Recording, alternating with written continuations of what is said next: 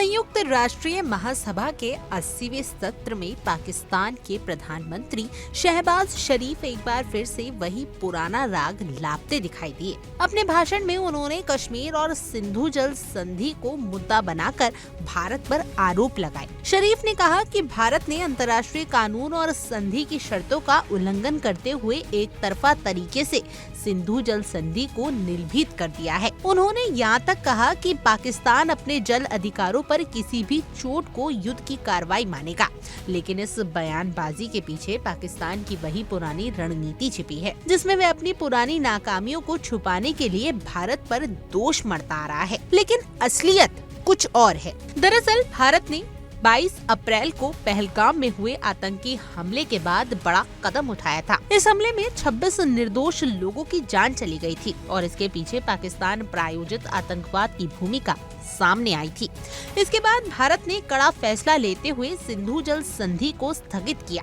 भारत ने अपने संप्रभु अधिकार का इस्तेमाल करते हुए साफ संदेश दिया कि जब तक पाकिस्तान आतंकवाद को समर्थन देगा तब तक कोई भी समझौता कायम नहीं रह सकता। भारत ने इस कदम को सीधे पाकिस्तान की आतंकवाद नीति से जोड़ा और दुनिया को ये संदेश दिया कि आतंक और शांति एक साथ नहीं चल सकते। आपको बता दें कि सिंधु जल संधि साल 1960 में विश्व बैंक की मध्यस्थता में हुई थी। इस समझौते के तहत भारत को पूर्वी नदियां रावी, ब्यास और सतलुज पर अधिकार मिला, जबकि पाकिस्तान को सिंधु, झेलम और चिनाब का नियंत्रण दिया गया।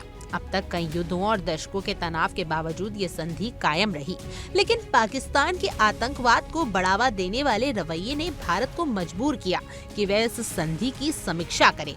भारत में इसे लंबे समय से आसमान समझौता बताया जा रहा था और अब इस पर निर्णायक कदम उठाया गया। अपने भाषण में शरीफ ने आतंकवाद पर भी बयान दिया और दावा किया कि पाकिस्तान ने आतंकवाद के खिलाफ सबसे ज्यादा कुर्बानियां दी हैं। उन्होंने कहा कि पाकिस्तान को 150 अरब डॉलर से अधिक का आर्थिक नुकसान हुआ है, लेकिन ये बयान वास्तविकता से बिल्कुल अलग है।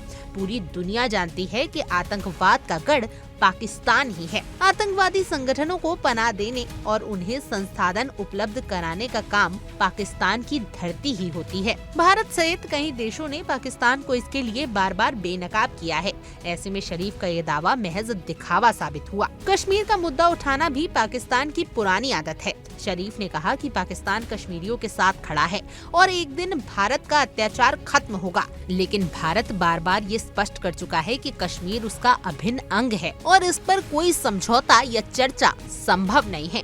पाकिस्तान का ये बयान उसकी आंतरिक राजनीति और जनता को गुमराह करने की कोशिश से ज्यादा कुछ नहीं है। आपको बता दें कि जहां शहबाज शरीफ ने भारत पर युद्ध जैसे आरोप लगाए, वहीं उन्होंने भारत से व्यापक और परिणाममुखी बातचीत का प्रस्ताव भी दिया। ये पाकिस्तान की दोहरी नीति को साफ तौर पर दिखाता है। एक तरफ युद्ध की धमकी तो दूसरी तरफ बातचीत की दुहाई। भारत ने पहले ही स्पष्ट कर दिया था कि बातचीत और आतंकवाद एक साथ संभव नहीं है। इस पूरे घटनाक्रम में अमेरिका के राष्ट्रपति डोनाल्ड ट्रंप की भूमिका भी चर्चा में रही। ट्रंप ने 10 मई को सोशल मीडिया पर युद्ध विराम की घोषणा की थी और इसके बाद से बार बार मध्यस्थता की पेशकश करते रहे, लेकिन भारत ने साफ शब्दों में कहा कि किसी तीसरे पक्ष का हस्तक्षेप स्वीकार नहीं किया जाएगा। प्रधानमंत्री नरेंद्र मोदी और विदेश मंत्री एस जयशंकर ने संसद में यहाँ तक कह दिया कि किसी विदेश नेता ने भारत पर ऑपरेशन सिंदूर रोकने का दबाव नहीं बनाया। युद्ध विराम का फैसला दोनों देशों के सैन्य अधिकारियों के बीच हुई वार्ता से संभव हुआ। पाकिस्तान की ये रणनीति कोई नई नहीं है। अंतर्राष्ट्रीय मंचों पर खुद को पीड़ित दिखाना और आतंकवाद पर झूठा चेहरा प्रस्तुत करना उसकी पुरानी चाल है, लेकिन भारत ने इस बार सख्त कदम उठाकर साफ कर दिया है कि अब वह किसी भी तरह की ढिलाई नहीं देखेगा।